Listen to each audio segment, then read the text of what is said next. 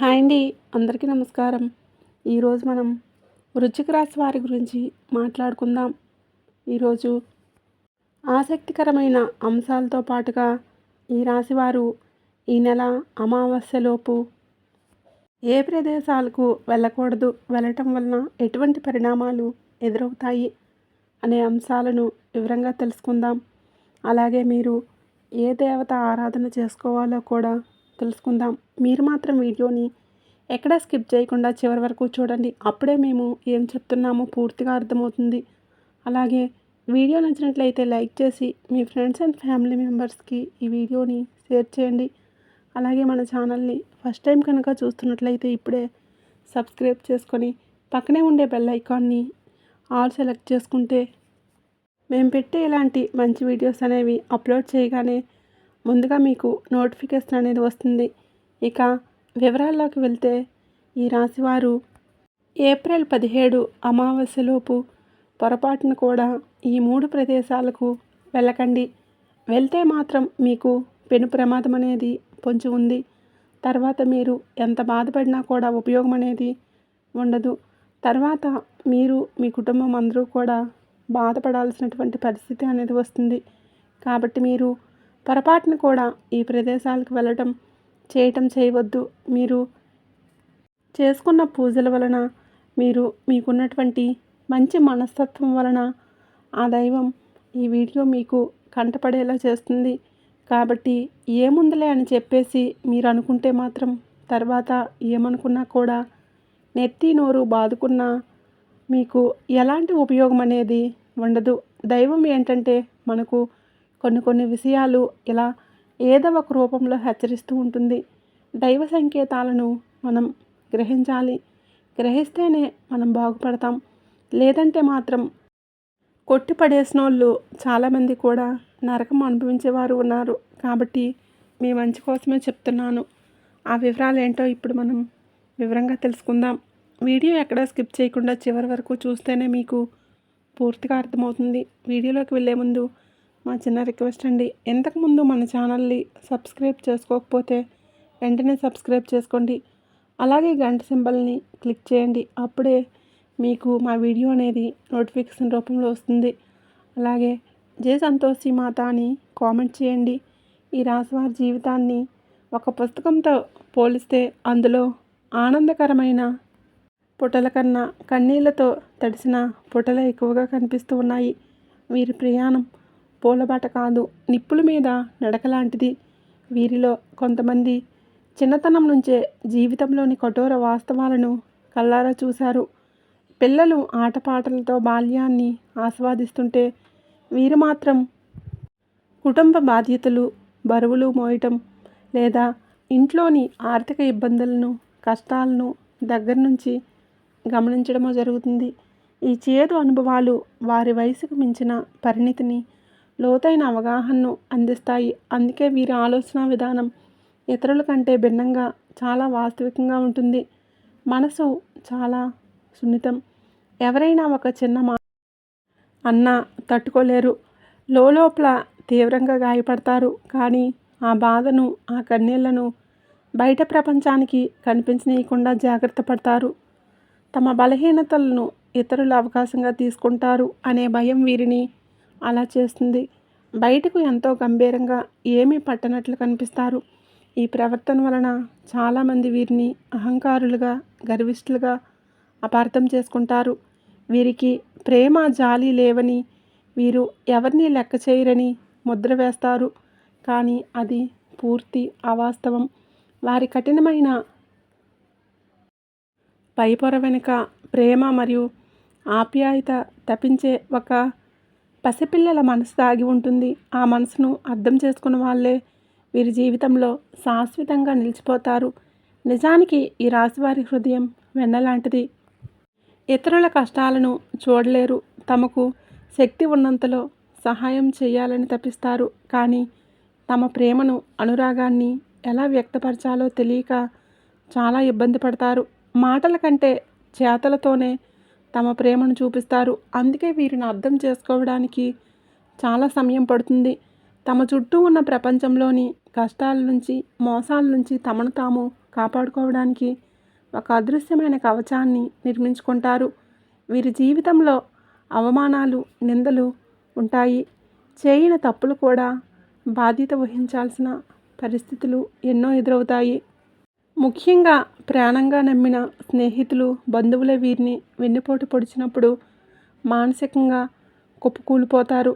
ఆ ద్రోహం వీరిని కొన్ని సంవత్సరాల పాటు ఒక పీడకలలా వెంటాడుతుంది. ఆ బాధ నుంచి బయటపడడానికి చాలా సమయం తీసుకుంటారు.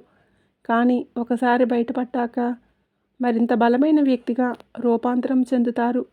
ఆ అవమానాలే వీరిలో ఒక తెలియని కసిని, పట్టుదలను రగిలిస్తాయి. ఎవరైతే తనను అవమానించి తక్కువ చేసి మాట్లాడతారో వారి కళ్ళ ముందే ఉన్నత స్థాయికి ఎదిగి చూపించాలని బలంగా సంకల్పించుకుంటారు. ఈ పట్టుదలే వారిని ముందుకు నడిపించే ఇంధనంగా పనిచేస్తుంది. వాటమిని అంగీకరించే స్వభావం వీరి రక్తంలోనే ఉండదు. గోడకు కొట్టిన బంతి ఎంత వేగంగా తిరిగి వస్తుందో, కష్టాలు ఎదురైనప్పుడు వీరు అంతకు రెట్టింపు వేగంతో, రెట్టింపు శక్తితో పైకి లేస్తారు. భూమాతకు ఉన్నంత సహనం, ఓర్పు వీరికి వారసత్వంగా వస్తాయి. అందుకే ఎంతటి పెను తుఫాను వచ్చినా వెంటనే కుప్పకూలిపోరు. మొదట పరిస్థితిని అన్ని కోణాల్లో నుంచి నిశ్చితంగా అంచనా వేస్తారు. సమస్య ఎక్కడ మొదలైంది, దానికి మూల కారణాలు ఏంటి, దాన్ని ఎలా శాశ్వతంగా పరిష్కరించాలి అని ఒక స్పష్టమైన ప్రణాళికలు తమ మనసులో గీసుకుంటారు. వీరిలో విశ్లేషణాత్మక నైపుణ్యం అద్భుతంగా ఉంటుంది. ఏ విషయాన్ని పైపైన చూడరు, దాని మూలాల్లోకి వెళ్ళి శోధిస్తారు. అందుకే వీరు తీసుకునే నిర్ణయాలు చాలా ఆచరణాత్మకంగా, దూరదృష్టితో కూడినవిగా ఉంటాయి. తాత్కాలిక ఉపశమనం కోసం కాకుండా శాశ్వతమైన పరిష్కారం కోసం మాత్రమే ప్రయత్నిస్తారు. ఈ లక్షణమే వీరిని నాయకులుగా నిలబెడుతుంది. వీరి సలహాలు విలువైనవిగా ఉంటాయి. కుట్రలు, కుతంత్రాలు వీరి జీవితంలో ఒక అంతర్భాగం. వీరి ఎదుగుదలను, వీరి సంతోషాన్ని చూసి వారవలేని శత్రువులు ఎప్పుడూ వీరి చుట్టూనే ఉంటారు. స్నేహితుల రూపంలో, బంధువుల రూపంలో వారు వెన్నుపోటు పడవడానికి ఎప్పుడూ సిద్ధంగా ఉంటారు. మొదట్లో ఇలాంటి వారిని చూసి ఆశ్చర్యపోయిన కాలక్రమేణా అనుభవాల ద్వారా ఎవరిని నమ్మాలి, ఎవరితో ఎంతవరకు ఉండాలి అనే విషయంలో ఒక స్పష్టతకు వస్తారు. వారి అనుభవాలే వీరికి అతిపెద్ద గురువులుగా మారి జీవిత పాఠాలను నేర్పిస్తాయి. వీరికి సహజంగానే ఒక ఆకర్షణ శక్తి ఉంటుంది. వీరికి అందం, కళలు, సంగీతం, మంచి ఆహారం, విలాసవంతమైన జీవితం అంటే చాలా ఇష్టం.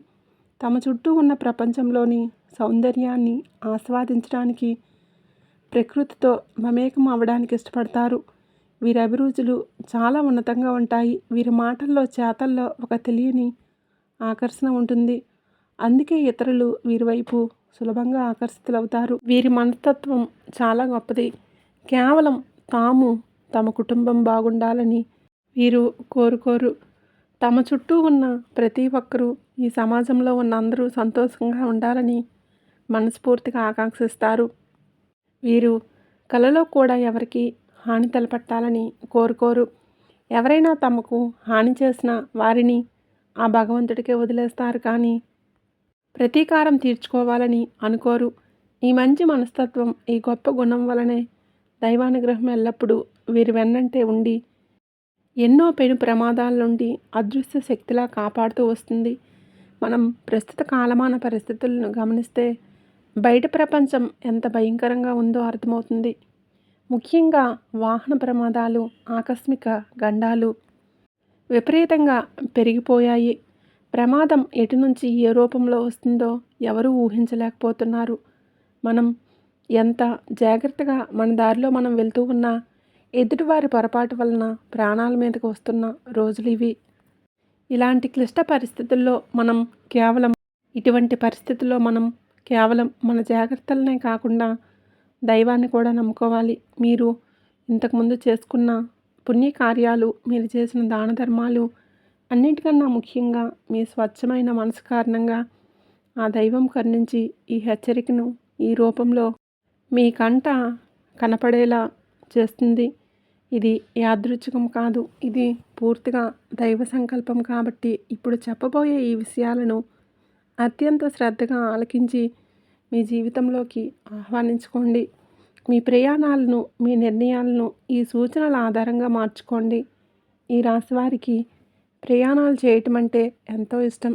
నిరంతరం పని ఒత్తిడి, మానసిక ఆందోళన నుంచి ఉపశమనం పొందడానికి ప్రపంచంలోని కొత్త ప్రదేశాలను చూడాలని, కుటుంబంతో కలిసి సరదాగా గడపాలని ఎప్పుడూ అనుకుంటూ ఉంటారు. ఖాళీ సమయం దొరికిందంటే చాలు పిల్లలను తీసుకొని పుణ్యక్షేత్రాలకో, పర్యాటక ప్రాంతానికో వెళ్ళాలని తహతహలాడుతూ ఉంటారు. మనసుకు కాస్త తేలికను, కొత్త ఉత్సాహాన్ని ఇస్తుంది. అయితే మీ ప్రయాణాలపై మీకున్న ఇష్టాన్ని ఈ కొన్ని రోజులు పక్కన పెట్టక తప్పదు. ముఖ్యంగా ఈ రాశివారు ఏప్రిల్ 17 అమావాస్యకు ముందు మీరు ఈ 3 రకాల ప్రదేశాలకు పొరపాటును కూడా వెళ్ళకూడదు. ఈ నియమాన్ని అతిక్రమిస్తే మీరు తీవ్రమైన ఇబ్బందులను ఎదుర్కోవడమే కాకుండా కొన్ని ప్రమాదకరమైన గండాలను కూడా ఎదుర్కోవాల్సి వస్తుంది. వీటి నుంచి బయటపడడానికి నేను కొన్ని సులువైన శక్తివంతమైన పరిహారాలను కూడా చివరిలో వివరిస్తాను. వాటిని శ్రద్ధగా ఆచరించండి. ఇక మీరు వెళ్ళకూడని ప్రదేశాల విషయానికి వస్తే, మొట్టమొదటిది మీకు ఏమాత్రం పరిచయం లేని, పూర్తిగా తెలియని ప్రాంతాలకు ప్రయాణాలు చేయవద్దు. మనలో చాలామందికి కొత్త విషయాలు నేర్చుకోవాలి అనే ఆసక్తి, కొత్త ప్రదేశాలు చూడాలి అనే కుతూహలం ఉంటాయి. ఇప్పుడు చూడకపోతే ఇంకెప్పుడు చూస్తాము అనే ఆలోచనలతో, ఎవరో చెప్పారని, అంతర్జాలాలలో చూశామని తెలియని ప్రాంతాలకు, అపరిచిత ప్రదేశాలకు వెళ్ళడానికి ప్రణాళికలు వేసుకుంటూ ఉంటారు. అలాంటి ప్రణాళికలు ఏవైనా ఉంటే దయచేసి వాటిని వెంటనే రద్దు చేసుకోండి. పలానా చోట బాగుంటుంది, అక్కడికి వెళ్తే కుటుంబం సంతోషిస్తుంది, మనసు ప్రశాంతంగా ఉంటుంది అని మీరు అనుకోవచ్చు. కానీ ప్రస్తుత గ్రహ సంచారం ప్రకారం అటువంటి ప్రయాణాలు మీకు తీవ్రమైన హానిని కలిగించే అవకాశం ఉంది. కొత్త విషయాలు నేర్చుకోవడం సంగతి అటుంచి మీరు ఊహించిన చిక్కుల్లో పడే ప్రమాదం ఉంటుంది. కాబట్టి తెలియని ప్రాంతాలకు ముఖ్యంగా ఒంటరిగా ప్రయాణించడం మానుకోండి. ఒకవేళ ఆ ప్రాంతంలో మీకు బాగా దగ్గర బంధువులు లేదా నమ్మకమైన స్నేహితులు ఉండి వారి సంరక్షణలో మీరు ఉండగలిగితే అప్పుడు అత్యంత అవసరం ఉంటే తప్ప అప్పుడు ఆలోచించండి. అంతేకాని అక్కడికి వెళ్ళాక కొత్త పరిచయాలు చేసుకుందాంలే, నలుగురితో కలిస్తేనే కదా లోకం తెలిసేది అని సాహసాలు చేయొద్దు. ఎందుకంటే ఈ రోజుల్లో మనుషులు కనిపించినంత మంచివారు కాదు. మోసాలు, దగలు విపరీతంగా పెరిగిపోయాయి.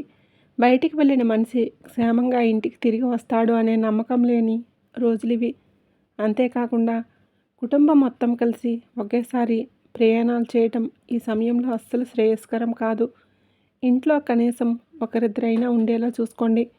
ఉదాహరణకు నలుగురు సభ్యులు ఉన్న కుటుంబంలో ఇద్దరు బయటికి వెళ్తే మిగతా ఇద్దరు ఇంట్లోనే ఉండటం మంచిది. ఇది ఒక ముఖ్యమైన జాగ్రత్త.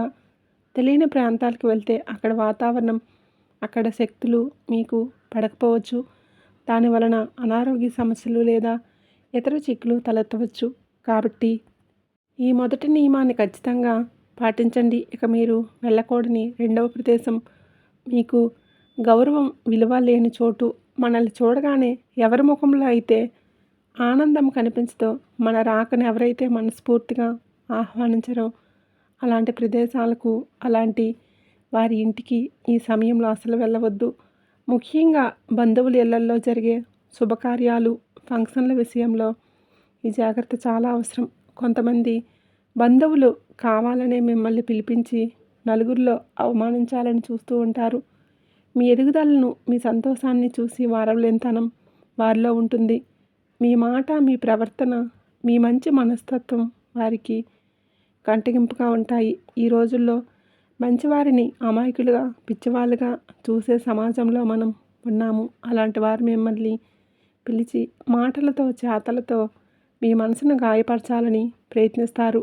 ఫలానా వారి ఇంటికి వెళ్తే మనకు అవమానం తప్పదు అని మీ అంతరాత్మకు ముందే తెలుస్తుంది. అలాంటి చోటికి అస్సలు వెళ్ళకండి. ఒకవేళ కర్మకాలి వెళ్ళాలి అనిపిస్తే అక్కడ వారు మిమ్మల్ని ఏదో ఒక రకంగా అవమానించి తీరుతారు. మీరు ఎంత మౌనంగా, గౌరవంగా ఉన్నా వారు మిమ్మల్ని రెచ్చగొట్టేలా మాట్లాడడం, మీ ఆత్మగౌరవాన్ని దెబ్బతీసేలా ప్రవర్తించడం చేస్తారు. దీనివలన ప్రశాంతంగా ఉన్న మీ మనసు గందరగోళంగా మారిపోతుంది.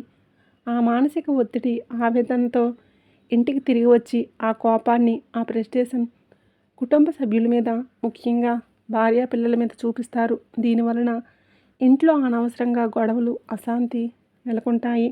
బయట ఎవరో చేసిన తప్పులకు ఇంట్లో వాళ్ళు శిక్ష అనుభవించాల్సి వస్తుంది.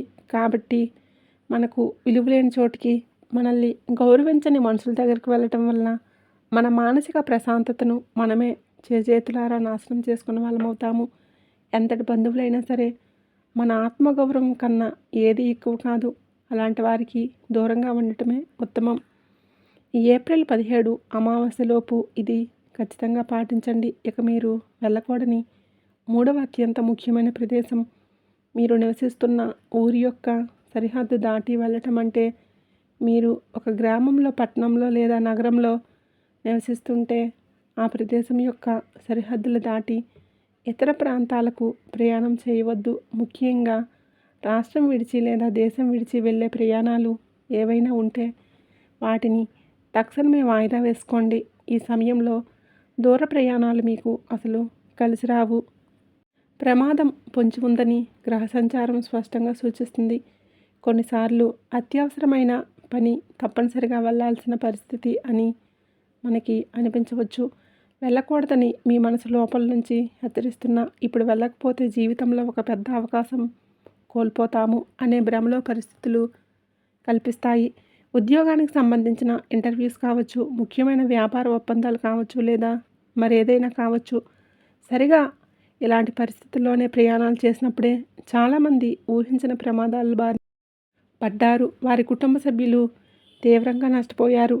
కాబట్టి ఎంతటి అత్యవసరమైన పనైనా, ఎంత పెద్ద అవకాశమైనా ఈ ఏప్రిల్ 17 అమావాస్య దాటే వరకు వేచి చూడటం ఉత్తమం. మీరున్న చోటు నుంచి ఆ సమస్యను పరిష్కరించుకోవడానికి ప్రయత్నించండి, లేదా ఆ పనిని వాయిదా వేయమని కోరండి. మీ ప్రాణం కన్నా, మీ కుటుంబం యొక్క భద్రత కన్నా ఏది ముఖ్యం కాదు. ఈ కొన్ని రోజులు ఓపిక పడితే రాబోయే కాలం మీకు మరింత అనుకూలంగా ఉంటుంది. ఒకవేళ ఎట్టి పరిస్థితుల్లోనూ వెళ్ళక తప్పదు, ఇది జీవన మరణ సమస్య అనేంత తీవ్రమైన పరిస్థితి ఉంటే అప్పుడు మీ అంతటి మీరు సొంత నిర్ణయాలు తీసుకోవద్దు. వెంటనే మీకు తెలిసిన నమ్మకమైన సిద్ధాంతిని లేదా జ్యోతిష పండితులను సంప్రదించండి. మీ జాతక చక్రాన్ని వారికి చూపించి మీ ప్రయాణానికి సంబంధించిన దోషాలు ఏవైనా ఉన్నాయేమో పరిశీలించమని కోరండి. వారు సూచించిన దోష నివారణ పూజలు, శాంతులు చేయించుకున్న తర్వాతే ప్రయాణానికి సిద్ధమవ్వండి. ఇలా చేయటం వల్ల గ్రహాల యొక్క ప్రతికూల ప్రభావాన్ని కొంతవరకు తగ్గించుకొని ఒక రక్షణ కవచాన్ని ఏర్పాటు చేసుకొని అవకాశం మీకు ఉంటుంది. అంతేగాని నేనే గొప్ప, నాకే అన్ని తెలుసు అనే అహంకారంతో సొంత నిర్ణయాలు తీసుకొని ప్రమాదాలను కొని తెచ్చుకోవద్దు. ఈ హెచ్చరికను తేలిగ్గా తీసుకోకండి. ఇవన్నీ మీ మంచి కోసం. ఏ మాట కూడా ఊరికే రాదు. దాని వెనుక ఒక దైవికమైన కారణం ఉంటుంది. ఏదో ఒక శక్తి ఎవరో ఒకరి నోటి ద్వారా మనకు కావలసిన సందేశాన్ని పంపిస్తూ ఉంటుంది. దాన్ని గ్రహించి అనుసరించిన వారు బాగుపడతారు. ఏముందులే అని కొట్టిపారేసిన వారు తర్వాత తీవ్రమైన పరిణామాలను ఎదుర్కొని ఎంత బాధపడినా ప్రయోజనం అనేది ఉండదు. కాబట్టి ఏప్రిల్ 17 అమావాస్యలోపు మనం చెప్పుకున్న ఈ 3 ప్రదేశాలకు, అంటే అపరిచిత ప్రాంతాలకు, విలువ ఇవ్వని చోటికి, మీ ఊరి సరిహద్దు దాటి దూర ప్రాంతాలకు వెళ్ళవద్దు. ప్రస్తుత రోజులు ఏమాత్రం బాగోలేవు. ప్రతి అడుగులోనూ జాగ్రత్త అవసరం. దగ్గర ప్రదేశాలకు వెళ్ళాల్సి వచ్చినా అత్యవసరమైతే తప్ప ప్రయాణాలు పెట్టుకోవద్దు. ముఖ్యంగా రాత్రి సమయంలో ప్రయాణాలకు పూర్తిగా దూరంగా ఉండండి. మీ మానసిక, శారీరక ఆరోగ్యం పట్ల శ్రద్ధ వహించండి. సరైన నిద్ర లేకపోవటం, పని ఒత్తిడి, కుటుంబ సమస్యలు వంటివి మీ ఏకాగ్రతను దెబ్బతీస్తాయి. ఇలాంటి సమయంలోనే ప్రమాదాలు ఎక్కువగా జరుగుతాయి. మనం తినే ఆహారం, మన జీవనశైలి మన ఆలోచనల మీద తీవ్రమైన ప్రభావాన్ని చూపిస్తాయి. మానసిక ఒత్తిడికి గురైనప్పుడు మనల్ని మనం నియంత్రించుకోలేము. తెలియకుండానే వేగంగా వాహనాలు నడపటం, అజాగ్రత్తగా ఉండటం వంటి పొరపాట్లు చేస్తాము. కాబట్టి మొట్టమొదటిగా కంటి నిండా ప్రశాంతంగా నిద్రపోండి. భగవంతుడు మన తలరాతలో ఏది రాసి పెట్టాడో అదే జరుగుతుంది. కానీ మన వంతు ప్రయత్నంగా మనం అన్ని జాగ్రత్తలు తీసుకోవాలి. ప్రతిరోజు ఉదయం కాసేపు ధ్యానం చేసుకోండి. ఇది మీ మనసును ప్రశాంతంగా నిలకడగా ఉంచుతుంది. ఈ రాశివారు ప్రతిరోజు లేదా కనీసం శుక్ర మంగళవారాల్లో శ్రీ సూక్తం, కనకదార స్తోత్రం వంటివి పఠించడం వల్ల మీ ఆర్థిక ఇబ్బందులు తొలగిపోయి ఐశ్వర్యం సిద్ధిస్తుంది. శుక్రవారాల్లో లక్ష్మీదేవికి తెల్లటి రంగు పుష్పాలతో పూజ చేసి పరమాన్నం లేదా పాలు చక్కెరతో చేసిన నైవేద్యాన్ని సమర్పించండి. ఇది మీ జాతకంలో ఉండే గ్రహాలను బలపరుస్తుంది. తద్వారా మీకు సుఖ సంతోషాలు, భోగభాగ్యాలు కలుగుతాయి. గోసేవ చేయటం కూడా మీకు అదృష్టాన్ని తెచ్చిపెడుతుంది. గోమాతలో ముక్కోటి దేవతలు కొలువై ఉంటారని శాస్త్రాలు చెప్తూ ఉన్నాయి. ప్రతిరోజు లేదా మీకు వీలైనప్పుడు గోమాతకు పచ్చగడ్డిని, అరటి పండ్లను లేదా నానబెట్టిన పెసలు, ఉలవలు వంటి వాటిని ఆహారంగా అందించండి.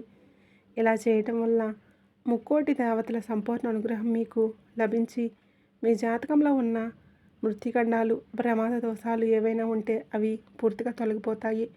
ఇది అత్యంత శక్తివంతమైన పరిహారం. కాబట్టి ఈ రాశివారు దయచేసి ఈ సూచనలన్నీ శ్రద్ధగా పాటించండి. ఏప్రిల్ 17 అమావాస్య వరకు అత్యంత జాగ్రత్తతో వ్యవహరించండి. మీరు వెళ్ళకూడని ప్రదేశాలకు వెళ్లకుండా ఉండటమే మీకు, మీ కుటుంబానికి శ్రీరామ రక్ష. దైవాన్ని సందర్శించుకోవాలి అనే కోరిక మీకు ఎక్కువగా ఉంటుంది. కానీ దైవం గుడిలో మాత్రమే కాదు, మన ఇంట్లో, మన మనసులో కూడా ఉంటాడు. భక్తితో ఇంట్లో దీపం పెట్టిన ఆ పుణ్యం మీకు దక్కుతుంది. ప్రయాణాలు చేయాలనుకుంటే ఈ అమావాస్య గడిచిన తర్వాత ప్రయాణాలు ప్రణాళిక చేసుకోండి. ఈ హెచ్చరికను తేలిగ్గా తీసుకొని కొట్టి పారిస్తే నష్టపోయేది మీరే కాదు, మీపై ఆధారపడిన మీ కుటుంబం కూడా. మీ కుటుంబం యొక్క భవిష్యత్తు, వారి సంతోషం మీ చేతుల్లోనే ఉన్నాయి. కాబట్టి పరిస్థితులకు అనుగుణంగా, కాలానికి తగ్గట్లుగా మనల్ని మనం మార్చుకొని జాగ్రత్తగా ముందుకు సాగాలి. ఈ వీడియో మీ జీవితానికి ఉపయోగపడుతుందని మనస్ఫూర్తిగా ఆశిస్తున్నాను. చూశారు కదండి. ఈ వీడియో కనుక మీకు నచ్చినట్లయితే ప్లీజ్ తప్పకుండా లైక్ చేసి మీ ఫ్రెండ్స్ అండ్ ఫ్యామిలీ మెంబర్స్కి షేర్ చేయండి. అలాగే జై సంతోషి మాత అని చిన్న కామెంట్ అయితే చేయండి. అలాగే మరిన్ని కొత్త వీడియోలు వెంటనే మీకు చేరాలంటే ఇప్పుడే మన ఛానల్ని సబ్స్క్రైబ్ చేసుకొని పక్కనే ఉండేటటువంటి బెల్ ఐకాన్ ప్రెస్ చేయండి. ఆ సంతోషి మాత ఆశీస్సులు ఎల్లవేళలా మీపై, మీ కుటుంబంపై ఉండాలని మనస్ఫూర్తిగా కోరుకుంటూ ధన్యవాదములు.